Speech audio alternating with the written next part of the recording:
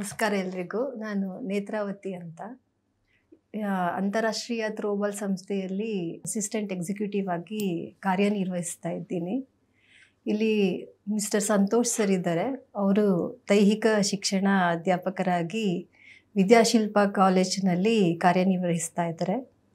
Mister Santosh sir ನಮ್ಮ ಅಂತಾರಾಷ್ಟ್ರೀಯ throwball ಸಂಸ್ಥೆಯಲ್ಲಿ ಅಂತಾರಾಷ್ಟ್ರೀಯ ತರಬೇತುದಾರರು ಹಾಗೂ ಆಟದ ಅಭಿವೃದ್ಧಿ ಅಧಿಕಾರಿಗಳಾಗಿ ಕಾರ್ಯನಿರ್ವಹಿಸ್ತಾ ಇದ್ದಾರೆ. ಸರ್, ಈಗ ನಿಮ್ಮ ಬಗ್ಗೆ ಹಾಗೂ ನಮ್ಮ ಅಂತಾರಾಷ್ಟ್ರೀಯ ಥ್ರೋಬಾಲ್ ಸಂಸ್ಥೆ ಬಗ್ಗೆ ಸ್ವಲ್ಪ ಮಾಹಿತಿ ನೀಡಿ ಸರ್. ಎಲ್ರಿಗೂ ನಮಸ್ಕಾರ. ನನ್ನ ಹೆಸರು ಸಂತೋಷ್ ಅಂತ. ನಾನು ಕಳೆದ 20 ವರ್ಷದಿಂದ ಥ್ರೋಬಾಲ್ ಕೋಚಾಗಿ ಕಾರ್ಯನಿರ್ವಹಿಸ್ತಾ ಬಂದಿದ್ದೀನಿ.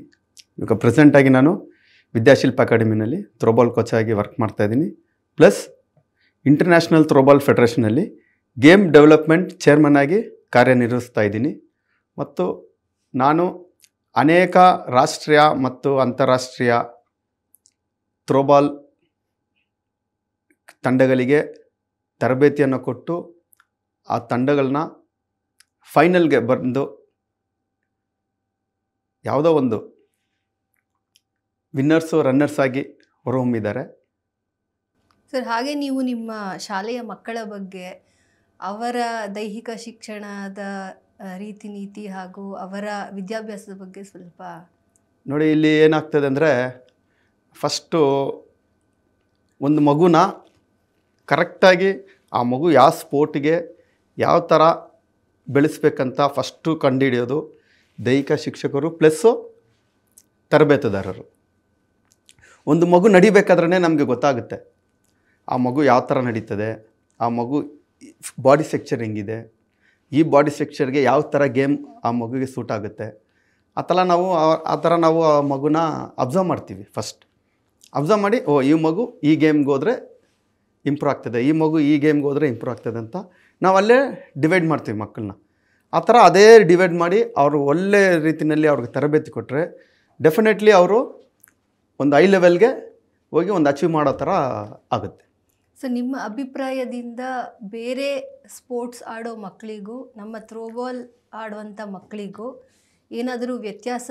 ತುಂಬ ವ್ಯತ್ಯಾಸ ಇದೆ ನೋಡಿ. ಬೇರೆ ಗೇಮ್ ನೀವು ಆಡಬೇಕು, ಆ ಗೇಮಲ್ಲಿ ಇಂಪ್ರೂವ್ ಮಾಡಬೇಕಂದ್ರೆ ನೀವು ನಿಯರ್ ಬೈ ನಿಮಗೆ ಅಂದರೂ 5 ರಿಂದ 7 ವರ್ಷ ಬೇಕಾಗುತ್ತೆ. ನೀವು ಒಂದು ದಿನ ಬಿಡ್ದನು ನೀವು ಎಕ್ಸಾಂಪಲ್ ಇಂಡಿವಿಜುವಲ್ ಗೇಮ್ ಆಡಬೇಕಂದ್ರೆ ನೀವು ಈಚ್ ಆ್ಯಂಡ್ ಎವ್ರಿ ಡೇ ನೀವು ಪ್ರಾಕ್ಟೀಸ್ ಮಾಡಬೇಕು. ಅಟ್ಲೀಸ್ಟ್ 2 to 3 ಅವರ್ಸ್ ಮಾಡಲೇಬೇಕು each and every day. But group ಗೇಮ್ಸ್ಗೆ ಆ ಥರ ಇಲ್ಲ. ನೀವು 1 hour 1.5 hour ಆ ಥರ ಪ್ರಾಕ್ಟೀಸ್ ಮಾಡ್ಬೋದು. ಬಟ್ ಎಸ್ಪೆಷಲಿ ಅದರ್ ಗೇಮ್ಗೂ ಥ್ರೋಬಾಲ್ಗಿರೋ ವ್ಯತ್ಯಾಸ ಏನಂದರೆ, throwball purely non injury games and non body contact game. ನೀವು ಥ್ರೋಬಾಲ್ ಆಡಬೇಕಾದ್ರೆ ಯಾರನ್ನು ಮುಟ್ಟಂಗಿಲ್ಲ, ಬಾಡಿ ಪುಷ್ ಮಾಡೋಂಗಿಲ್ಲ, ಬಾಡಿ ಟಚ್ ಮಾಡೋಂಗಿಲ್ಲ. ನೀವು ಇಂಡಿವಿಜುವಲ್ ಆಗಿ ಆಡ್ಬೋದು. ಪ್ಲಸ್ ನಿಮ್ಮದು ಯಾವ ಥರ ಸ್ಕಿಲ್ ಇದೆಯೋ ನಿಮ್ಮ ಸ್ಕಿಲ್ ತಕ್ಕಂಗೆ ನೀವು ಪರ್ಫಾರ್ಮೆನ್ಸ್ನ ತೋರಿಸ್ಬೋದು. ಬಟ್ ಬೇರೆ ಗೇಮಲ್ಲಿ ಆ ಥರ. ಇವಾಗ ಎಕ್ಸಾಂಪಲ್ ಫುಟ್ಬಾಲ್, ನಾನು ತುಂಬ ಒಳ್ಳೆ ಪ್ಲೇಯರು, ನಾನು ಬಾಲ್ ತೊಗೊಂಡು ಹೋಗ್ತೀನಿ. ಬಟ್ ನನ್ನ ಗೋಲ್ ಪೋಸ್ಟ್ ಆದ್ರೆ ಹೋದ ತಕ್ಷಣ ನನಗೆ ಗೋಲ್ ಹೊಡೆಯೋಕ್ಕೆ ಆಗಲ್ಲ. ಬಟ್ ನಾನು ಏನು ಮಾಡಬೇಕು, ಪಾಸ್ ಮಾಡಲೇಬೇಕು ಬೇರೆಯವ್ರಿಗೆ ಬಾಲ್. ಆ ಥರ ಇದೆ. ಬಟ್ ಥ್ರೋಬಾಲಲ್ಲಿ ಆ ಥರ ನಿಂದು ಕೆಪಾಸಿಟಿ ಎಷ್ಟಿದೆ ನೀನು ತೋರಿಸ್ಬೋದು. ಬಟ್ ಇದು purely non injuries game. But ಒಳ್ಳೆ ಡೆವಲಪ್ಮೆಂಟ್ ಆಗುತ್ತೆ ಬಾಡಿನಲ್ಲಿ. ನಿಮ್ಮ ಪ್ರಕಾರ ವಿದ್ಯಾರ್ಥಿಗಳಿಗಾಗಲಿ ಅಥವಾ ಬೇರೆ ಪ್ಲೇಯರ್ಸ್ಗಾಗಲಿ ಪ್ರೊಫೆಷನಲ್ ಗೇಮ್ನಲ್ಲಿ ನೀವು ಕಂಡುಕೊಂಡಂಥ ಬೆನಿಫಿಟ್ಸ್ ಏನು ಥ್ರೋಬಾಲ್ನಿಂದ? ಥ್ರೋಬಾಲ್ ಬೆನಿಫಿಟ್ಸ್ ಅಂದರೆ, ನೀವು ನಿಮ್ಮ ಬಾಡಿನ ಫಿಟ್ಟಾಗಿ ಇಟ್ಕೊಬೋದು. ಒಂದು.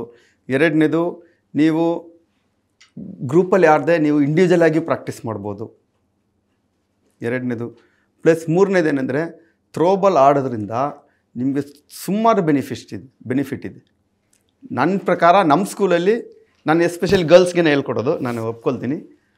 ಗರ್ಲ್ಸ್ 10th ಸ್ಟ್ಯಾಂಡರ್ಡಲ್ಲಿ ನಮ್ಮ ಥ್ರೋಬಾಲ್ ಮಕ್ಕಳು every year they are getting more than 95% each and every year.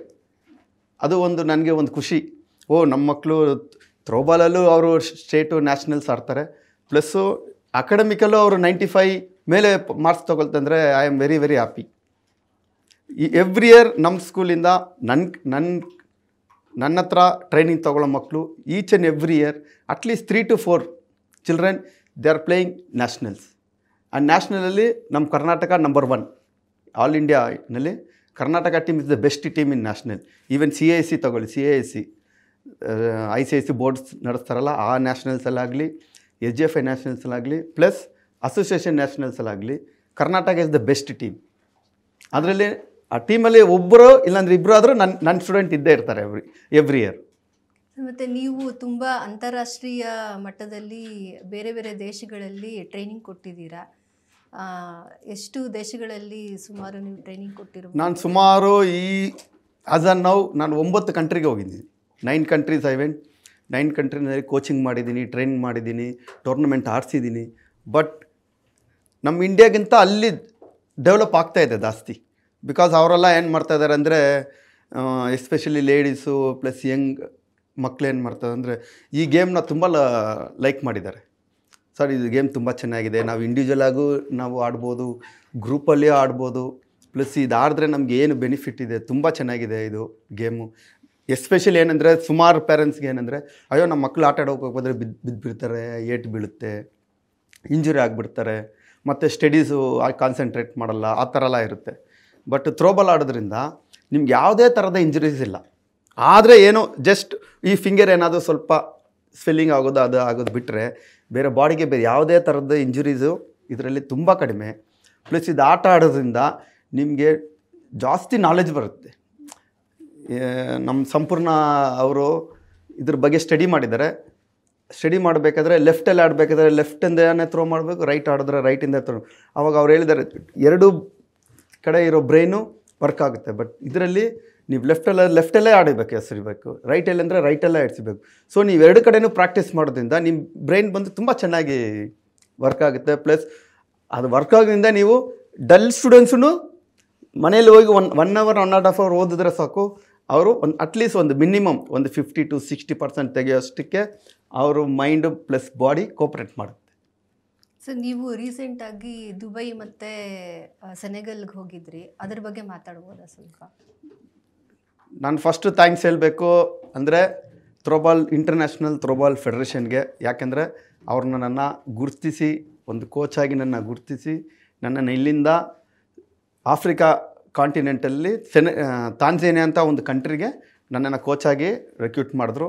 ಅಲ್ಲಿ ಸುಮಾರು ಒಂದು 4 ತಿಂಗಳು ನಾನು ಕೋಚ್ ಮಾಡಿದೆ ಟೀಮ್ ಕೋಚ್ ಮಾಡಿ ಅವ್ರನ್ನ ಇಂಟರ್ನ್ಯಾಷನಲ್ ಗ್ಲೋಬಲ್ ಗೇಮ್ಸ್ ಅಂತ ದುಬೈಯಲ್ಲಿ ಮಾಡಿದರು. ಅದರಲ್ಲಿ 64 ಕಂಟ್ರೀಸ್ ಬಂದಿತ್ತು, 68 ಕಂಟ್ರೀಸ್ ಬಂದಿತ್ತು. ಅದರಲ್ಲಿ ತಾಂಜೇನಿಯಾನೂ ಪಾರ್ಟಿಸಿಪೇಟ್ ಮಾಡಿದರು. ಅದರಲ್ಲಿ ನಾವು ಎಲ್ಲ ಮ್ಯಾಚು ವಿನ್ ಮಾಡಿ ಫೈನಲಲ್ಲಿ ಅಗೇನ್ಸ್ಟ್ USA ಟೀಮಿನಲ್ಲಿ ಜಸ್ಟ್ 2 ಪಾಯಿಂಟ್ಸ್ಲಿ ನಾವು ಸೋತ್ವಿ. ಬಟ್ ಇವಾಗ ತಾಂಜೇನಿಯಾನಲ್ಲಿ ಯಾವುದೋ ಒಂದು ಪರ್ಟಿಕ್ಯುಲರ್ ಒಂದು ದರಸಲಾಮ್ ಅಂತ ಒಂದು ಸ್ಟೇಟಲ್ಲಿ ಮಾತ್ರ ಆಡ್ತಾಯಿದ್ರು. ಅಲ್ಲಿ ಇವಾಗ ಈ ಪರ್ಫಾರ್ಮೆನ್ಸ್ ನೋಡಿ ಇವಾಗ ಅವ್ರಿಗೆ ಜಾಸ್ತಿ ಖುಷಿ ಆಗಿಬಿಟ್ಟಿದೆ, ಇಂಟ್ರೆಸ್ಟ್ ಆಗಿ ಇವಾಗ ಥ್ರೂಔಟ್ ಆಫ್ರಿಕಾದಲ್ಲೇ ಈ ಗೇಮ್ನ ಸ್ಪ್ರೆಡ್ ಮಾಡಬೇಕು, ಈ ಗೇಮ್ ತುಂಬ ಚೆನ್ನಾಗಿದೆ ಅಂಥೇಳಿ ಅವರು ಟ್ರೈ ಮಾಡ್ತಾಯಿದ್ದಾರೆ. ನಾನು ನಮ್ಮ ಕಡೆಯಿಂದ ಏನು ಸಪೋರ್ಟ್ ಮಾಡಬೇಕು ನಾನು ಮಾಡ್ತೀನಿ. ನಮ್ಮ ಇಂಟರ್ನ್ಯಾಷನಲ್ ಥ್ರೋಬಾಲ್ ಫೆಡರೇಷನ್ ಕಡೆಯಿಂದ ಅವ್ರಿಗೆ ಏನೇನು ಸಪೋರ್ಟ್ ಹೋಗಬೇಕು ಎಲ್ಲ ಹೋಗ್ತಾಯಿದೆ. ಇನ್ ಫ್ಯೂಚರ್ ಇನ್ನೂ 1 or 2 ಇಯರ್ಸಲ್ಲಿ ಮೇ ಬಿ ಇನ್ ಆಫ್ರಿಕನ್ ಕಂಟ್ರಿನಲ್ಲಿ ಮಿನಿಮಮ್ ಅಂದರೂ 15 to 20 ಕಂಟ್ರೀಸ್ ಆಡೋಕ್ಕೆ ಶುರು ಮಾಡ್ತಾರೆ. ನೀವು ಸೆನೆಗಲ್ ಕಂಟ್ರಿ ಆಫ್ರಿಕಾದಲ್ಲಿರುವಂಥ ಅಂದರೆ ಒನ್ ಆಫ್ ದ ಕಂಟ್ರಿಗೆ ವಿಸಿಟ್ ಮಾಡಿದಾಗ ಅಲ್ಲಿ ಈಗ ಮುಂದಿನ ವರ್ಷ 2026ನಲ್ಲಿ ಯೂತ್ ಒಲಿಂಪಿಕ್ಸ್ ಅಲ್ಲೇ ನಡೀತಾ ಇರೋದು. So throwball international Olympic committee ಕೂಡ ಅಲ್ಲಿ ಬಂದಿತ್ತು. ಸೊ ಆಗ ನೀವು ಸೀಸಾ ಮತ್ತು ಆಫ್ಗೋಲ್ ಇವೆಂಟ್ನ ಪಾರ್ಟಿಸಿಪೇಟ್ ಮಾಡಿದ್ರಿ. ಅದ್ರ ಬಗ್ಗೆ ಸ್ವಲ್ಪ ತಿಳಿಸ್ಬೋದಾ ನಮಗೆ? ಓಕೆ, ನಾನು ಅದ್ರ ಬಗ್ಗೆ ತಿಳಿಸ್ತೀನಿ. Senegal is the best country for sports. ಯಾಕೆಂದರೆ ನಾನು ಸೆನೆಗಲಲ್ಲಿ ಒಂದು 12 to 15 ಡೇಸ್ ಇದ್ವಿ. ನೀವು ಸೆನೆಗಲಲ್ಲಿ ಯಾವುದೇ ರೋಡಲ್ಲಿ ಓಡಾಡಿ ಜನ ಎಲ್ಲ ಜಾಗ್ ಮಾಡ್ತಾ ಇರ್ತಾರೆ, ಎಕ್ಸಸೈಸ್ ಮಾಡ್ತಾ ಇರ್ತಾರೆ. ಅಲ್ಲಿ ನೀವು ನಡ್ಕೊಂಡು ಹೋಗೋ ಮಕ್ಕಳು ಜನ, ಬೈಕಲ್ಲಿ ಹೋಗೋರು ತುಂಬ ಕಡಿಮೆ. ಎಲ್ಲ ಸಂಜೆ ಆದರೆ ಸಾಕು, ಈ ಬೀಚ್ ಸೈಡ್ ಫುಲ್ಲು, ಈ ಪಾರ್ಕ್ ಎಲ್ಲ ರಶ್ಶು, ಮ್ಯೂಸಿಕ್ ಹಾಕ್ಬಿಟ್ಟು ಅವ್ರ ಪಾಡಿಗೆ ಅವರು ಎಕ್ಸಸೈಸ್ ಮಾಡಿಕೊಂಡು ಜಾಗಿಂಗ್ ಮಾಡಿಕೊಂಡು ತುಂಬ ಸ್ಪೋರ್ಟ್ಸ್ಗೆ ತುಂಬ ಒತ್ತು ಕೊಡ್ತಾ ಇದ್ದಾರೆ ಆ ಕಂಟ್ರಿನಲ್ಲಿ. ಅಲ್ಲಿ ಹೋಗಿ ನಾವು ನೆಕ್ಸ್ಟ್ ಇಯರ್ ಯೂತ್ ಒಲಿಂಪಿಕ್ಸ್ ಇರೋದ್ರಿಂದ ಅಲ್ಲಿ ಯೂತ್ ಒಲಿಂಪಿಕ್ಸ್ ಕಮಿಟಿ ಮೀಟಿಂಗಲ್ಲಿ ನಾವು ಅಟೆಂಡ್ ಮಾಡಬೇಕಾದ್ರೆ ಅವರು ನಮಗೆ ಸಜೆಷನ್ ಕೊಟ್ಟಿದ್ದಾರೆ. ನೀವು ಥ್ರೋಬಾಲ್ನ ಈ ಕಂಟ್ರಿನಲ್ಲಿ ನೀವು ಡೆವಲಪ್ ಮಾಡ್ಬೋದು ಅಂತ. ಆ ಕಾರಣಕ್ಕೆ ನಾವೇನು ಮಾಡಿದ್ವಿ, ಅಲ್ಲಿರೋ ಒಂದು BPED ಕಾಲೇಜ್ಗೆ ಹೋಗಿ ಅವ್ರಿಗೆ ನಾವು ಡೆಮೋ ಕ್ಲಾಸ್ ಎಲ್ಲ ಮಾಡಿದ್ವಿ. ಯೂನಿವರ್ಸಿಟಿ, ಸ್ಪೋರ್ಟ್ಸ್ ಯೂನಿವರ್ಸಿಟಿ ಅದು, ಅಲ್ಲೇ ಯೂತ್ ಒಲಿಂಪಿಕ್ಸ್ ನಡೆಯೋದು ಅವರು ಕ್ಯಾಂಪಸ್ಸಲ್ಲೇ. ಸೊ ಅಲ್ಲೇ ಹೋಗಿ ನಾವು ಥ್ರೋಬಾಲ್ನ ಯಾವ ಥರ ಡೆವಲಪ್ ಮಾಡಬೇಕು, ಯಾವ ಥರ ಕೋಚಿಂಗ್ ಮಾಡಬೇಕು, ಹೆಂಗೆ ಆಡಬೇಕು ಅಂತ ಅವ್ರಿಗೆಲ್ಲ ನಾವು ಕ್ಲಾಸ್ ತೊಗೊಂಡಿದ್ವಿ. ಅವರು ತುಂಬ ಇಂಟ್ರೆಸ್ಟ್ ಇದ್ದಾರೆ. ಅವರು ಸ್ಟಾರ್ಟ್ ಮಾಡಿದ್ದಾರೆ already. Next year may be ಅವರೂ ಪಾರ್ಟಿಸಿಪೇಟ್ ಮಾಡ್ಬೋದು ಯೂತ್ ಒಲಿಂಪಿಕ್ಸಲ್ಲಿ. ಹಾಗೆ ನಿಮ್ಮ ಪ್ರಕಾರ ಥ್ರೋಬಾಲ್ ಆಟಕ್ಕೂ ಮಕ್ಕಳ ಬುದ್ಧಿಮತ್ತೆ ವಿಕಸನಕ್ಕೂ ಏನಾದರೂ ನಂಟಿದೆಯಾ? ಕಂಪಲ್ಸರಿ ಇದೆ, ಗ್ಯಾರಂಟಿ ಇದೆ. ಅದ್ರ ಬಗ್ಗೆ ಸ್ವಲ್ಪ ತಿಳಿಸ್ಬೋದಾ? ಅದ್ರ ಬಗ್ಗೆ ತಿಳಿಸ್ಬೇಕು. ನಾನು ಮುಂಚೆನೇ ಹೇಳಿದ್ದೀನಿ ನೋಡಿ, ಇವಾಗ ಥ್ರೋಬಾಲ್ ಬಂದು ನೀವು ಇಂಡಿವಿಜುವಲ್ ಆಗೂ ಆಡ್ಬೋದು, ಗ್ರೂಪ್ ಆಗಿನೂ ಆಡ್ಬೋದು. ಸರಿನಾ? ನೀವು ಬಾಲ್ ಬೌನ್ಸ್ ಮಾಡ್ಬೋದು, ಪ್ಲಸ್ ಬಾಲ್ ಪ್ರಾಕ್ಟೀಸ್ ಮಾಡ್ಬೋದು. ನಾನು ಎಲ್ರಿಗೂ ಸಜೆಷನ್ ಕೊಡೋದು ಅಷ್ಟೇ, ಇಫ್ ನಿಮ್ಮ ಹತ್ರ ಕೋಚ್ ಇಲ್ವಾ, ನೀವು wall is the best coach for you. Wall best friend. ನೀವು ವಾಲ್ ಪ್ರಾಕ್ಟೀಸ್ ಮಾಡ್ತಾ ಮಾಡ್ತಾ ಮಾಡ್ತಾ ಸ್ಮಾಲ್ ಕರೆಕ್ಷನ್ಸ್ ಎಲ್ಲ ನೀವು ಕರೆಕ್ಟ್ ಮಾಡ್ಕೊಬೋದು. ಆ ಥರ ಒಂದು ಗೇಮ್ ಇದು. ಪ್ಲಸ್ಸು ಈಗ ಸ್ಪೆಷಲ್ ಮಕ್ಕಳು ಇರ್ತಾರೆ, ಅವ್ರಿಗೆ ಕೈನಲ್ಲಿ ಬಾಲ್ ಹಾಕ್ಬೇಕಾದ್ರೆ ನನ್ನ ಎಕ್ಸ್ಪೀರಿಯೆನ್ಸ್ ಹೇಳ್ತಾ ಇದ್ದೀನಿ. ನಾನು ಒಂದು ಸ್ಪೆಷಲ್ ಸ್ಕೂಲ್ಗೆ ಹೋಗಿ ಟ್ರೈನ್ ಮಾಡಬೇಕಾದ್ರೆ ಒನ್ ಮಂತು ಅವ್ರು ಸ್ಟಾರ್ಟಿಂಗಲ್ಲಿ ಬಾಲ್ ಹಿಡಿಬೇಕಾದ್ರೆ ಹಿಂಗೆ ಕಣ್ಣು ಮುಚ್ತಾಯಿದ್ರು. ಬಾಲ್ ಅವರು ಒಂಥರ ಹಿಡಿಯೋರು, ಬಾಲ್ ಬಂದರೆ ಕಣ್ಣು ಮುಚ್ಚೋರು, ಕೈಯೆಲ್ಲ ಹಿಂಗೆ ಮಾಡೋರು. ಸರಿ, ಅವ್ರ ಬಾಲ್ ಬಂದು ಬಾಡಿಗೆ ಬೀಳೋದು. ಆಫ್ಟರ್ ಸ್ವಲ್ಪ ಅವ್ರಿಗೆ ಕೋಚ್ ಮಾಡ್ತಾ ಅವ್ರು ಬಾಲ್ ಹಿಡಿಬೇಕಾದ್ರೆ ಅವ್ರು ಎದುರ್ತಾನೆ ಇರಲಿಲ್ಲ. ಸ್ಟಾರ್ಟಿಂಗಲ್ಲಿ ಎದುರು ಅವ್ರು ಕಣ್ಣು ಮುಚ್ಕೊಳ್ಳೋರು. ಆಮೇಲೆ ಹೋಗ್ತಾ ಬಾಲ್ ಕರೆಕ್ಟಾಗಿ ಹಿಡಿಯೋದು, ಥ್ರೋ ಮಾಡೋದು, ಆ ಮೂಮೆಂಟ್ ಎಲ್ಲ ಮಾಡೋದು, ಅದೆಲ್ಲ ತುಂಬ ಚೆನ್ನಾಗಿ ಮಾಡ್ತಾಯಿದ್ದಾರೆ. ಬಟ್ ಅವ್ರಿಗೇನೆಂದರೆ ಗ್ರೂಪಲ್ಲಿ ಆಡೋಕ್ಕಾಗಲ್ಲ. ಬಟ್ ಇಂಡಿವಿಜುವಲ್ ಆಗಿ ಅವ್ರನ್ನ ಟ್ರೈನ್ ಮಾಡಿದ್ರೆ ಅವರು ಅದು ಫಿಸಿಕಲಿ ಅವರು ತುಂಬ ಇಂಪ್ರೂವ್ ಆಗ್ತಾರೆ. ಯಾಕೆಂದರೆ body coordination is very very important. ನೀವು ಬಾಲ್ ಹಿಡಿಬೇಕಾದ್ರೆ ಬಾಲ್ನೂ ನೋಡಬೇಕು, ಮೂಮೆಂಟನ್ನು ಮಾಡಬೇಕು, ಪ್ಲಸ್ ಬಾಲ್ನ ರಿಲೀಸು ಮಾಡಬೇಕು. Body contact very very important. But ಅವ್ರಿಗೆ 1 ಮಂತಲ್ಲಿ ಮಿನಿಮಮ್ ಅಂದರೆ ಒಂದು 40 to 60% ಅವ್ರದ್ದು ಮೂಮೆಂಟ್ ಚೆನ್ನಾಗಾಯ್ತು, ಬಾಡಿ ಕೋರ್ಡಿನೇಷನ್. ಬುದ್ಧಿಮಾಂದ್ಯ ಮಕ್ಕಳ ಬಗ್ಗೆ ಹೇಳ್ತಾ ಇದ್ದಾಗ ನಮ್ಮ ಥ್ರೋಬಾಲ್ ಸಂಸ್ಥೆ 2022ರಲ್ಲಿ ಒಂದು ಅಧ್ಯಯನ ನಡೆಸಿದ್ರು, ಥ್ರೋಬಾಲ್ ಟ್ರೈನಿಂಗ್ ಕೊಟ್ಟು. ಅದ್ರ ಬಗ್ಗೆ ಮತ್ತು ಅದರಿಂದ ಹೊರಹೊಮ್ಮದಂಥ ರಿಸಲ್ಟ್ಸ್ ಬಗ್ಗೆ ಕೆಲವು ಮಾಹಿತಿ. ಅದು ಇವಾಗ ಸೇಮ್ ಹಂಗೆ ಇರುತ್ತೆ.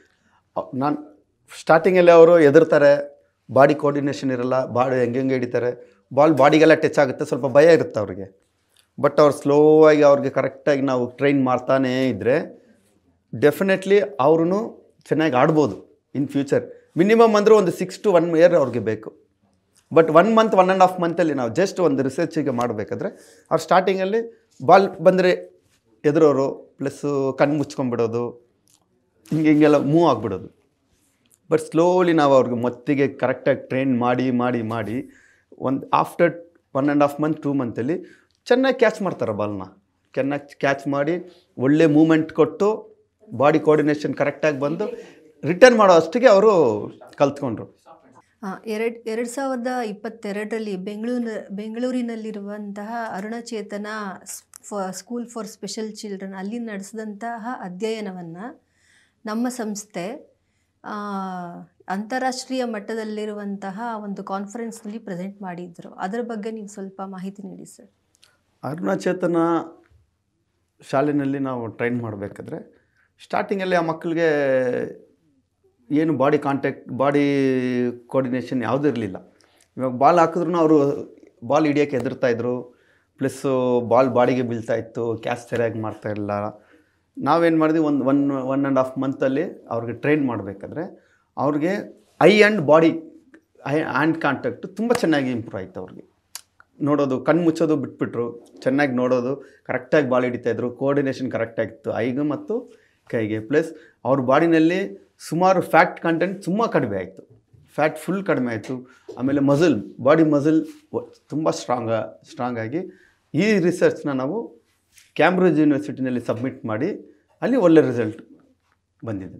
ಹಾಗೆ ನಾವು 2023ರಲ್ಲಿ ಸಿದ್ದಾಪುರ ಮತ್ತು ಯಲ್ಲಾಪುರದಲ್ಲಿ ಕೆಲವು ಶಾಲೆಗಳಲ್ಲಿ ಇದೇ ಥರ ಅಧ್ಯಯನವನ್ನು ನಡೆಸಿದ್ದೀವಿ. ತಾವು ಕೂಡ ಅದರಲ್ಲಿ ಭಾಗಿಯಾಗಿದ್ದೀರಿ. ಆ ಶಾಲೆಯ ಅಧ್ಯಯನದ ಬಗ್ಗೆ ಸ್ವಲ್ಪ ಮಾಹಿತಿ ನೀಡಿ. ನಾವು ಸ್ಟಾರ್ಟಿಂಗೆಲ್ಲ ಶಾಲೆಗೆ ಹೋಗ್ಬೇಕಾದ್ರೆ ಅಲ್ಲಿ ಸುಮಾರು ಮಕ್ಕಳು ಸರಿಯಾಗಿ ಓದ್ತಾ ಇರಲಿಲ್ಲ. ಅವರು ಹೆಡ್ ಮಾಸ್ಟ್ರೂ ಅಷ್ಟೇ, ಸರ್ ಇಲ್ಲಿ ಸ್ವಲ್ಪ ಮಕ್ಕಳು ಸ್ವಲ್ಪ ಸ್ಟಡೀಸಲ್ಲೆಲ್ಲ ಕಡಿಮೆ, ನಾವು ಹೆಂಗೆ ಸ್ಪೋರ್ಟ್ಸ್ ಎಂಕರೇಜ್ ಮಾಡೋದು ಹಂಗೆ ಹಿಂಗೆ ಅಂತ ಅವ್ರು ಹೇಳಿದ್ರು. ಆಮೇಲೆ ಆ ಹೆಡ್ ಮಾಸ್ಟ್ರಿಗೆ ನಾವು ಎಕ್ಸ್ಪ್ಲೇನ್ ಮಾಡಿ ಅಲ್ಲಿ ಸುಮಾರು 1-2 ತಿಂಗಳು ನಾವು ಕ್ಯಾಂಪ್ ಮಾಡಿದ್ವಿ. ಆ ಕ್ಯಾಂಪ್ ಮಾಡಬೇಕಾದ್ರೆ ಅಲ್ಲಿರೋ ಮಕ್ಕಳು 25% 30% ತೊಗೊಳ್ತಾಯಿದ್ರು. ಆ ಮಕ್ಕಳನ್ನೆಲ್ಲ ಕರ್ಸ್ಕೊಂಡು ನಾವು ಎಸ್ಪೆಷಲಿ ನಾವು ಸ್ಟಡೀಸಲ್ಲಿ ವೀಕ್ ಇರೋರ ಮಕ್ಕಳನ್ನ ಕರ್ಸ್ಕೊಂಡು ನಾವು ಆಡಿಸಿ ಟ್ರೈನ್ ಮಾಡಿದ್ಮೇಲೆ ಆ ಮಕ್ಕಳು ಫೈನಲ್ ಎಕ್ಸಾಮಲ್ಲಿ 42 to 45% ತೊಗೊಂಡಿದ್ದಾರೆ ಮಾರ್ಕ್ಸು. ಅವ್ರಿಗೆ ಆಶ್ಚರ್ಯ ಆಗಿದೆ, ಅರೆ ನಾನು ಸರಿಯಾಗಿ ಓದ್ತಾ ಇರಲಿಲ್ಲ, ನಾನು ಥ್ರೋಬಾಲ್ ಆಡಿದ್ಮೇಲೆ ನಾನು ಸ್ಟಡೀಸು ಇಂಪ್ರೂವ್ ಆಯಿತು, ನನ್ನ ಗೇಮು ಇಂಪ್ರೂವ್ ಆಯಿತು. ಅದು ಹೆಂಗೆ ಅದೇ ಥರ ನಾವು ರಿಸರ್ಚ್ ಮಾಡಬೇಕಾದ್ರೆ ಥ್ರೋಬಾಲ್ ಆಡಬೇಕಾದ್ರೆ ಆ ಬಾಲಲ್ಲಿರೋ ಪಾಯಿಂಟ್ಸ್ ಡಾಟ್ ಇಟ್ಟು ನಮ್ಮ ಪ್ರೆಷರ್ ಮಾಡಿ ನಮ್ಮ ಬಾಡಿಗೆಲ್ಲ ಒಳ್ಳೆ ಸ್ಟ್ರೆಂತ್ ಕೊಟ್ಟು ಫ್ಯಾಟ್ನ ತುಂಬ ರಿಡ್ಯೂಸ್ ಮಾಡಿ ಬಾಡಿ ಮಸಲ್ನ ಸ್ಟ್ರಾಂಗ್ ಮಾಡುತ್ತೆ. ಪ್ಲಸ್ಸು ಸ್ಪೋರ್ಟ್ಸ್ಮೆನ್ ಹತ್ರ ಕಾನ್ಫಿಡೆಂಟ್ ಬೆಳೆಸುತ್ತೆ. ನಾನು ಇದು ಮಾಡಿದ್ರೆ ನಾನು ಇಂಪ್ರೂವ್ ಆಗ್ತೀನಿ. ಇವಾಗ ಸ್ವಲ್ಪ ಮಕ್ಕಳು ಓದೋದೇ ಇಲ್ಲ, ಓದಬೇಕಾದ್ರೆ ಅವ್ರಿಗೆ ಒಂಥರ ಬೇಜಾರು, ಅಯ್ಯೋ ಓದಬೇಕಲ್ಲ ಅಂತ. ಬಟ್ ಸ್ಪೋರ್ಟ್ಸಲ್ಲಿರೋ ಮಕ್ಕಳಿಗೆ ಆ ಬಾಡಿ ಆ್ಯಕ್ಟಿವ್ ಆಗುತ್ತೆ. ಬಾಡಿ ಆ್ಯಕ್ಟಿವ್ ಆದ ತಕ್ಷಣ ಅವ್ರಿಗೆ ಯಾವುದೇ ಕೆಲಸ ಮಾಡಿದ್ರು ಅವ್ರಿಗೆ ಹುಮ್ಮಸ್ಸಿರುತ್ತೆ. ನಿಮ್ಮ ಪ್ರಕಾರ ಕಾನ್ಸಂಟ್ರೇಷನ್ ಡೆಫಿನೆಟ್ಲಿ ಥ್ರೋಬಾಲ್ ಆಡೋದ್ರಿಂದ ಕಾನ್ಸಂಟ್ರೇಷನ್ ಜಾಸ್ತಿ ಇಂಪ್ರೂವ್ ಆಗುತ್ತೆ. ಯಾಕಂದರೆ ಥ್ರೋಬಾಲ್ ಗೇಮಲ್ಲಿ ನೀವು ಬಾಲ್ ಹಿಡಿಬೇಕಾದ್ರೆ ಯಾವ ಟು ಕ್ಯಾಚ್ ಸೈಮಲ್ಟೇನಿಯಸ್ ಆಗಿ ನೀವು 2 ಕೈನಲ್ಲಿ ಸೈಮಲ್ಟೇನಿಯಸ್ ಆಗಿ ಬಾಲ್ ಹಿಡಿಬೇಕು. ಏನಾದರೂ ಒಂದು ಡಬಲ್ ಸೌಂಡ್ ಬಂದರೆ ಫೌಲ್ ಆಗುತ್ತೆ. ಸೊ ಆಟ ಆಡೋ ಮಕ್ಕಳು ಕಾನ್ಸಂಟ್ರೇಟ್ ಮಾಡ್ತಾರೆ ಬಾಲ್ನ. ನಾವು ಹೇಳ್ಕೊಡ್ಬೇಕಾದ್ರೆ ನಿಮ್ಮ ಹತ್ರ ಯಾವ ಬಾಲ್ ಬರುತ್ತೋ ಅದನ್ನು ಕರೆಕ್ಟಾಗಿ ನೋಡಿ ಕರೆಕ್ಟಾಗಿ ಹಿಡಿಬೇಕು. ನೀವು ಹಿಡಿದ್ರಲ್ಲಿ ಮಿಸ್ಟೇಕ್ ಮಾಡಿದ್ರೆ ಫೌಲ್ ಆಗುತ್ತೆ. ಅದೇ ಥರ ಅವ್ರ ಕಾನ್ಸಂಟ್ರೇಟ್ ಜಾಸ್ತಿ ಇಂಪ್ರೂವ್ ಆಗುತ್ತೆ. Throwball is more concentrate and technical game. ಗುದ್ದು ಅದಲ್ಲ. ಥ್ರೋಬಾಲಲ್ಲಿ ಬಾಲ್ ಕರೆಕ್ಟಾಗಿ ಹಿಡಿಬೇಕು, ವಿತ್ ಟೆಕ್ನಿಕ್ ಯಾವ ಟು ರಿಟರ್ನ್ ದ ಬಾಲ್. ಆವಾಗಲೇ ನಿನಗೆ ಪಾಯಿಂಟ್ ಬರೋದು. ಸುಮ್ಮನೆ ನೀನು ಜೋರಾಗಿ ಹೊಡಿ, ಅವರು ಹೊಡಿ, ನೀನು ಕ್ಯಾಚ್ ಮಾಡೋ ಅದಾಗಲ್ಲ. ಟೆಕ್ನಿಕ್ ಯಾವ ಟು ಯೂಸ್ ಟೆಕ್ನಿಕ್. ನಾವು ಒಂದು ಸಲ ಟೆಕ್ನಿಕ್ ಹೇಳ್ಕೊಟ್ರೆ ಅವರು ಬೇರೆ ಡಿಫ್ರೆಂಟ್ ಟೆಕ್ನಿಕಲ್ಲಿ ಗೇಮ್ನ ಕಲ್ತ್ಕೊಂಡು ಅದು ಸ್ಟಡೀಸ್ಗೂ ಎಫೆಕ್ಟ್ ಆಗುತ್ತೆ, ಪ್ಲಸ್ ಅವ್ರ ಬಾಡಿಗೆ ಎಫೆಕ್ಟ್ ಆಗುತ್ತೆ. ಸೊ ಹಾಗೆ ನೀವು ಹೇಳಿದ ಹಾಗೆ ನಾವು ಕಂಡಂತೆ ಸುಮಾರು ಜನ ಯಾರ್ಯಾರು ಮುಂಚೆಯಿಂದನೂ ಥ್ರೋಬಾಲ್ ಆಟ ಆಡ್ಕೊಂಡು ಬಂದಿದ್ದಾರೆ, ಚಿಕ್ಕ ವಯಸ್ಸಿಂದನೂ ಎಲ್ಲರೂ ಒಳ್ಳೊಳ್ಳೆ ಹುದ್ದೆನಲ್ಲಿದ್ದಾರೆ. ಸುಮಾರು ಜನ ಅಂಕಿಅಂಶಗಳನ್ನು ತಗೊಂಡಿದ್ದಾರೆ, ರಿಸಲ್ಟ್ನಲ್ಲಿ ಡಾಕ್ಟರ್ಸ್ ಆಗಿದ್ದಾರೆ, ಇಂಜಿನಿಯರ್ಸ್ ಇದ್ದಾರೆ, ಥ್ರೋಬಾಲ್ ಪ್ಲೇಯರ್ಸು. ಥ್ರೋಬಾಲ್ ಆಡಿದ್ರೆ ಸುಮಾರು ಪೇರೆಂಟ್ಸ್ಗೆ ನನ್ನ ರಿಕ್ವೆಸ್ಟ್ ಏನಂದರೆ, ಮಕ್ಕಳು ಗೇಮ್ಗೆ ಹೋದರೆ ಪಾಠ ಬಿಟ್ಬಿಡ್ತಾರೆ, ಓದೋದು ಕಡಿಮೆ ಆಗಿಬಿಡುತ್ತೆ ಅಂತ. ಮತ್ತು ಪ್ಲಸ್ಸು ಆಟ ಆಡಿದ್ರೆ ಏನು ಸಿಗಲ್ಲ, ಜಸ್ಟ್ ಆಟ ಆಡೋದಷ್ಟೇ ಅಂತ ನೀವು ತಿಳ್ಕೊಂಡಿರ್ತೀರ.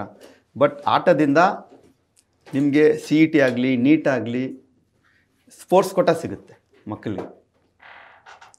ಸ್ಪೋರ್ಟ್ಸ್ ಕೋಟಾದಲ್ಲಿ ನಾವು ಮಾತಾಡೋದಾದರೆ ನಾವು ಕಂಡಂತೆ ಸುಮಾರು ಜನ ನಾವೇನು ಸರ್ವೆ ಮಾಡಿದ್ದೀವಿ, ತುಂಬ ಜನ ಥ್ರೋಬಾಲ್ ಆಟ ಆಡಿರೋರು ಸ್ಪೋರ್ಟ್ಸ್ ಕೋಟಾಗೆ ಹೋಗೇ ಇಲ್ಲ. ಎಲ್ಲ ಉತ್ತಮ ಮಾರ್ಕ್ಸ್ ತಗೊಂಡು ಜಾಯಿನ್ ಆಗಿ MBBS ಆಗಲಿ ಅಥವಾ ಮೆಡಿಕಲ್ ಇಂಜಿನಿಯರಿಂಗ್ ಎಲ್ಲದರಲ್ಲೂ. ಬಟ್ ಸ್ಪೋರ್ಟ್ಸಲ್ಲಿ ಅವ್ರಿಗೆ ಬೆನಿಫಿಟ್ ಇದೆ, ಸ್ಪೋರ್ಟ್ಸಿಂದನೂ ಅವ್ರು ತಗೊಬೋದು ಬೆನಿಫಿಟ್. ಈಗ ನಿಮ್ಮ ಪ್ರಕಾರ ಒಂದು ಮಾತಾಗಿ ನಮ್ಮ ಪೋಷಕರಿಗೆ, ಮಕ್ಕಳ ಪೋಷಕರಿಗೆ ಎಸ್ಪೆಷಲಿ ಅವ್ರಿಗೊಂದು ಕುರುಡು ಮಾಹಿತಿ ಇರುತ್ತೆ. ಏನಂದರೆ ಆಟ ಆಡೋ ಮಕ್ಕಳು ಓದೋದಿಲ್ಲ, ಬಿಟ್ರೂ ಎಲ್ಲ ಪೆಟ್ ಮಾಡ್ಕೊತಾರೆ, ಆಮೇಲೆ ಮುಂದೆ ತೊಂದರೆ ಆಗುತ್ತೆ ಅನ್ನೋ ಒಂದು ತಪ್ಪು ಕಲ್ಪನೆ ಇರುತ್ತೆ. ಅದ್ರ ಬಗ್ಗೆ ನೀವೇನು ಹೇಳ್ತೀರಾ? ಅದು ಪೋಷಕರಿಗೆ ಹೇಳೋದಂದರೆ, ನಿಮ್ಮ ಮಕ್ಕಳನ್ನ ಅಟ್ಲೀಸ್ಟ್ ದಿನಕ್ಕೆ ಒಂದು ಅರ್ಧ ಗಂಟೆಯಿಂದ 3/4 ಗಂಟೆ 1 ಗಂಟೆವರೆಗೂ ಆಟ ಆಡೋಕ್ಕೆ ಬಿಡಿ ಅವ್ರನ್ನ. ಅವ್ರು ಯಾವಾಗ ಆಟ ಆಡ್ತಾರೆ ಆವಾಗ ಅವ್ರ ಬಾಡಿ ತುಂಬ ಫ್ಲೆಕ್ಸಿಬಲ್ ಆಗಿರುತ್ತೆ, ಪ್ಲಸ್ಸು ತುಂಬ ಸ್ಮಾರ್ಟ್ ಆಗ್ತಾರೆ. ಅವರು ಓದೋದ ಕಡೆನೂ ಗಮನ ಕೊಡ್ತಾರೆ. ಅವರು ಒಂದೇ ಥರ ಸುಮ್ಮನೆ ಕೂತ್ಕೊಂಡು ಬಿಟ್ಟಿದ್ರೆ ಅವ್ರ ಬಾಡಿಯಲ್ಲಿ ಇರೋ ಮಸಲ್ ಎಲ್ಲನೂ ಹಂಗೇ ವೀಕ್ ಆಗ್ತಾ ಇರುತ್ತೆ. ಆಟ ಆಡಿದ್ರೆ ಅದಕ್ಕೆಲ್ಲ ಒಂದು ಚೈತನ್ಯ ಸಿಗುತ್ತೆ, ಆವಾಗ ಓದಿದ್ರೂ ತಲೆಗೆ ಹೋಗುತ್ತೆ, ಸ್ಮಾರ್ಟ್ ಆಗ್ತಾರೆ, ಪ್ಲಸ್ಸು ಆಕ್ಟಿವ್ ಆಗ್ತಾರೆ. ಮಕ್ಕಳು ಯಾವಾಗಲೂ ಆಕ್ಟಿವ್ ಆಗಿರಬೇಕು. ಆಕ್ಟಿವ್ ಆಗಿದ್ದರೆ ದೇ ಕ್ಯಾನ್ ಡೂ ಎನಿಥಿಂಗ್. ಅನ್ಆಕ್ಟಿವ್ ಇದ್ದರೆ ನಾವು ಅವ್ರು ಏನು ಮಾಡೋಕ್ಕಾಗಲ್ಲ. ಈವನ್ ಓದಬೇಕಾದ್ರೂ ಅಷ್ಟೇ, ಈವನ್ ಆಟ ಸ್ಕೂಲಿಂದ ಮನೆಗೆ ಹೋಗೋದು, ಮನೆಯಿಂದ ಸ್ಕೂಲ್ ಬರಬೇಕಾದ್ರೂ ಅಷ್ಟೇ, ಅವ್ರು ಆಕ್ಟಿವ್ ಇದ್ದರೆ ತುಂಬ ಒಳ್ಳೆಯದು, ಹೆಲ್ತಿಗೆ ತುಂಬ ಒಳ್ಳೆಯದು. ನೀವು ಹೇಳೋ ಪ್ರಕಾರ ಮಕ್ಕಳು ಬರೀ ಓದೋದೇ ಒಂದಲ್ಲ, ಆಟ ಆಟನೂ ಆಡಿ ಆಡ್ಬೇಕು. ಕೂಡ ಉತ್ತಮ ಮಾರ್ಕ್ಸ್ Marks ತಗೊಂಡು ತಗೊಳ್ತಾರೆ. ಎರಡನ್ನೂ ಮೇಂಟೈನ್ ಮಾಡುವಂತ ಕೆಪಾಸಿಟಿ ಕೇಪಬಿಲಿಟಿ ಎರಡು ಆಟದಿಂದ ಬರುತ್ತೆ. ಆಟದಿಂದ ಬರುತ್ತೆ. ತುಂಬಾ ಆಟದಿಂದ ನಿಮಗೆ ಧನ್ಯವಾದಗಳು ಸರ್. ಫೈಟಿಂಗ್ ಕೆಪಾಸಿಟಿ ಬರುತ್ತೆ. ಆಟ ಆಡೋದ್ರಿಂದ ನಿಮಗೆ ಲೆಫ್ಟ್ ಸೈಡ್ ಇರೋ ಮೆದುಳು ವರ್ಕ್ ಆಗುತ್ತೆ, ರೈಟ್ ಸೈಡಲ್ಲಿರೋ ಮೆದುಳು ವರ್ಕ್ ಆಗುತ್ತೆ. ಸೊ ಇದೆರಡು ಮೆದುಳು ವರ್ಕ್ ಆಗೋದ್ರಿಂದ ನಿಮಗೆ ಓದಿದ್ರೆ ತಲೆನಲ್ಲೇ ಕುತ್ಕೊಳ್ಳುತ್ತೆ. ಸ್ವಲ್ಪ ಮಕ್ಕಳು ಹೇಳ್ತಾರೆ, ಸರ್ ನಾನು ಓದಿದ್ರೆ ನನಗೆ ಅರ್ಥನೇ ಆಗಲ್ಲ, ತಲೆನಲ್ಲೇ ಮರ್ತೋಗ್ಬಿಡ್ತೀನಿ ಸರ್ ಬೇಗ ಅಂತ. ಬಟ್ ನೀವು ಥ್ರೋಬಾಲ್ ಆಡೋದ್ರಿಂದ ನೀವು ಯಾಕೆ ಮರ್ತೋಗುತ್ತೆ ಅಂದರೆ ನಿಮ್ಮ ಮಕ್ಕಳಲ್ಲಿ ಬಾಡಿ ಫ್ಯಾಟ್ ಕಂಟೆಂಟ್ ಜಾಸ್ತಿ ಇರುತ್ತೆ ಬಾಡಿನಲ್ಲಿ. ಅದು ಯಾವಾಗ ಕಡಿಮೆ ಆಗುತ್ತೋ ಆವಾಗ ಅವರು ಆಕ್ಟಿವ್ ಆಗ್ತಾರೆ, ಬ್ರೈನು ಆಕ್ಟಿವ್ ಆಗುತ್ತೆ. ಬ್ರೈನ್ ಆಕ್ಟಿವ್ ಆದರೆ ನೀವು ಯಾವುದೇ ಒಂದು ವಿಷಯನ ನೀವು ಕಲ್ತ್ರೂ ಅಷ್ಟು ಬೇಗ ಮರೆಯೋಕ್ಕೆ ಸಾಧ್ಯನೇ ಇಲ್ಲ. ಸೊ ಅದು ಮೈಂಡಲ್ಲೇ ಇರುತ್ತೆ, ಓದೋದಕ್ಕೆ ತುಂಬ ಹೆಲ್ಪ್ ಆಗುತ್ತೆ. ಓಕೆ, ಇದಕ್ಕೆ ನಾನು ಒಂದು ಚಿಕ್ಕ ಉದಾಹರಣೆ ಕೊಡ್ತೀನಿ. ಸಿದ್ದಾಪುರದಲ್ಲಿ ನಾವು ಟ್ರೈನಿಂಗ್ ಸ್ಟಾರ್ಟ್ ಮಾಡಿದ್ವಿ ಒಂದು ಸ್ಕೂಲಲ್ಲಿ, ಯಲ್ಲಾಪುರ ಅಂತ. ಅಲ್ಲಿ ಮಕ್ಕಳನ್ನ ಸೆಲೆಕ್ಟ್ ಮಾಡಬೇಕಾದ್ರೆ, ಒಂದು ಮಗುನ ಸೆಲೆಕ್ಟ್ ಮಾಡಬೇಕಾದ್ರೆ ಆ ಮಗು, ಇಲ್ಲ ಸರ್ ನಾನು ಓದೋದ್ರಲ್ಲೂ ತುಂಬ ವೀಕ್ ಇದ್ದೀನಿ, ಇನ್ನು ಸ್ಪೋರ್ಟ್ಸ್ ಬಂದುಬಿಟ್ರೆ ಇನ್ನೂ ವೀಕ್ ಆಗಿಬಿಡ್ತೀನಿ, ನನಗೆ ಸ್ಪೋರ್ಟ್ಸ್ ಬೇಡ ಸರ್ ಅಂತ ಆ ಮಗು ಹೇಳ್ತು. ಬಟ್ ನಾವು ಇಲ್ಲ ನೀನು ತಪ್ಪು ಕಲ್ಪನೆ ಇದೆ ನಿಂದು, ನೀನು ಸ್ಪೋರ್ಟ್ಸ್ಗೆ ಬಾ, ಒಂದು 20 ಡೇಸ್ ಟ್ರೈನಿಂಗ್ ಮಾಡ್ತೀವಿ ನಿನಗೆ, ಆಮೇಲೆ ನಿಂದು ಎಜುಕೇಷನ್ ಯಾವ ಥರ ಆಗುತ್ತೆ ಅಂತ ನೀನು ನೋಡಮ್ಮ, ಚೇಂಜಸ್ ನೀನು ಕಾಣ್ಬೋದು. ಆ ಮಗು ಇಲ್ಲ ಸರ್ ಆಗಲ್ಲ. ನಾವು ಚಾಲೆಂಜ್ ಮಾಡಿ ಆ ಮಗುನ ತಗೊಂಡು 20 ಡೇಸು ಕಂಟಿನ್ಯೂಸ್ ಆಗಿ ಆ ಮಗುಗೆ ಟ್ರೈನಿಂಗ್ ಮಾಡಿ, ಆ ಮಗು ಮುಂಚೆ 20% 25% ಆ ಮಗು ಮಾರ್ಕ್ಸ್ ತಗೊಳ್ತಾ ಇದ್ದಿದ್ದು. ನಾವು ಟ್ರೈನಿಂಗ್ ಮಾಡಿ 20 ಡೇಸ್ ಆದಮೇಲೆ ಅವ್ರಿಗೊಂದು ಟೆಸ್ಟ್ ಬಂತು. ಆ ಟೆಸ್ಟಲ್ಲಿ ಆ ಮಗು 22% ಮಾರ್ಕ್ಸ್ ತೊಗೊಂಡಿದೆ. ಆ ಹುಡುಗಿಗೆ ಆಶ್ಚರ್ಯ, ಅಯ್ಯೋ ನಾನು 25-26% ತೊಗೊಳ್ತಾ ಇದ್ದೆ, ಇವಾಗ ಸಡನ್ನಾಗಿ ನಾನು 42 ಬಂದಿದ್ದೆಲ್ಲ, ಏನು ವಿಷಯ ಏನು ಅಂತ ಮಾಡಬೇಕಾದ್ರೆ ನಾವು ಆವಾಗ ಎಕ್ಸ್ಪ್ಲೇನ್ ಮಾಡಿದ್ವಿ. ಥ್ರೋಬಾಲ್ ಆಡೋದ್ರಿಂದ, ಥ್ರೋಬಾಲ್ ಗೇಮ್ ಎಸ್ಪೆಷಲಿ ರೈಟಲ್ಲಿ ಹಿಡಿದ್ರೆ ರೈಟಲ್ಲಿ ಆಡಬೇಕು, ಲೆಫ್ಟಲ್ಲಿ ಹಿಡಿದ್ರೆ ಲೆಫ್ಟಲ್ಲಿ ಆಡಬೇಕು ಅಂತ ರೂಲ್ ಇರೋದ್ರಿಂದ, ನೀವು ರೈಟಲ್ಲಿ ಆಡಬೇಕಿದ್ರೆ ನಿಮ್ಮದು ಲೆಫ್ಟ್ ಬ್ರೈನ್ ಆಕ್ಟಿವ್ ಆಗುತ್ತೆ, ನೀವು ಲೆಫ್ಟಲ್ಲಿ ಆಡಬೇಕಿದ್ರೆ ರೈಟ್ ಬ್ರೈನ್ ಆಕ್ಟಿವ್ ಆಗುತ್ತೆ. ಎರಡು ಕಡೆನೂ ಆಡೋದ್ರಿಂದ ನಿಮ್ಮ ಬ್ರೈನ್ ಬಂದು ತುಂಬ ಚೆನ್ನಾಗಿ ಆಕ್ಟಿವ್ ಇರುತ್ತೆ. ಆವಾಗ ನೀವು ಯಾವುದೇ ಒಂದು ವಿಷಯನ ಕಲ್ತ್ರೂ ಅದು ನಿಮ್ಮ ತಲೆಯಿಂದ ಹೋಗಲ್ಲ, ಅದು ನಿಮ್ಮ ತಲೆಯಲ್ಲೇ ಇರುತ್ತೆ. ಪ್ಲಸ್ ಮಕ್ಕಳು ಯಾವುದಾದ್ರು ಓದಿದ್ರೂ ಅವರು ಅಷ್ಟು ಈಸಿಯಾಗಿ ಅದನ್ನು ಮರೆಯೋಕ್ಕೆ ಸಾಧ್ಯ ಆಗಲ್ಲ. ಅದರಿಂದ ಥ್ರೋಬಾಲ್ನ ಒಳ್ಳೆ ಒಂದು ಗೇಮು, ಮಕ್ಕಳಿಗೆ ಆಟ ಆಡೋಕ್ಕೆ ಪ್ಲಸ್ಸು ಅವ್ರ ಎಜುಕೇಷನಲ್ಲಿ ಇಂಪ್ರೂವ್ ಆಗೋಕ್ಕೆ ಇದು ಒಂದು ಒಳ್ಳೆಯ ಅವಕಾಶ. ತುಂಬ ಧನ್ಯವಾದಗಳು ಸರ್. ಸಂಕ್ಷಿಪ್ತವಾಗಿ ಹೇಳಬೇಕಂದ್ರೆ ನೀವು ಹೇಳೋ ಪ್ರಕಾರ ಮಕ್ಕಳಿಗೆ ಈ ಪರ್ಟಿಕ್ಯುಲರ್ ರೂಲ್ಸ್ ಇರೋದ್ರಿಂದ ಯೂಶಲಿ ಮನುಷ್ಯನ ಸಹಜ ಗುಣ ಅಂದರೆ ಒಬ್ಬ ಮನುಷ್ಯ ರೈಟ್ ಹ್ಯಾಂಡೆಡ್ ಅಥವಾ ಲೆಫ್ಟ್ ಹ್ಯಾಂಡೆಡ್, ಸೊ ಯಾವುದು ಅವನು ತುಂಬ ಯೂಸ್ ಮಾಡ್ತಾನೆ, ಸೊ ಅದರ ಆಪೋಸಿಟ್ ಬ್ರೈನ್ ಆಕ್ಟಿವ್ ಆಗಿರುತ್ತೆ. ಸೊ ನಮ್ಮ ಥ್ರೋಬಾಲ್ ಆಡುವಂತಹ ಮಕ್ಕಳಲ್ಲಿ ಇದು ಎರಡನ್ನೂ ಸಹಜವಾಗಿ ಎರಡು ಕಡೆಯಿಂದನೂ ಆಡೋದ್ರಿಂದ ಈಕ್ವಲ್ ಆಗಿ ಅವರು ಅದನ್ನ ಯೂಸ್ ಮಾಡ್ತಾರೆ, ಮತ್ತೆ both of the brains that will get activated ಅನ್ನುವಂತಹ ಅಂಶನ ಕಂಡುಕೊಂಡಿದ್ದೀವಿ. ತುಂಬ ಧನ್ಯವಾದಗಳು ಬೇರೆ ಮಾಹಿತಿಗಳೆಲ್ಲ ಕೊಟ್ಟಿದ್ದಕ್ಕೆ, ಹಾಗೂ ಧನ್ಯವಾದಗಳು ವಿಶ್ವವಾಣಿ ಸಂಸ್ಥೆ ಹಾಗೂ ಅವರ ತಂಡಗಳಿಗೆ ನಮಗಿದೊಂದು ಅವಕಾಶ ಕೊಟ್ಟಿದ್ದಂತಹ ಎಲ್ಲರಿಗೂ ಧನ್ಯವಾದಗಳು. ವಿಶ್ವವಾಣಿ TV ಪ್ಲಸ್ಸು ಆ ತಂಡದ ಎಲ್ಲ ಸಿಬ್ಬಂದಿಗಳಿಗೂ ನನ್ನ ಕಡೆಯಿಂದ ತುಂಬ ಹೃತ್ಪೂರ್ವಕವಾದ ಧನ್ಯವಾದ. ಆರೋಗ್ಯ ಮಾಹಿತಿಯ ಇಂಥ ಮತ್ತಷ್ಟು ವಿಡಿಯೋಗಳಿಗಾಗಿ Vishwavani health YouTube channel subscribe ಮಾಡಿ.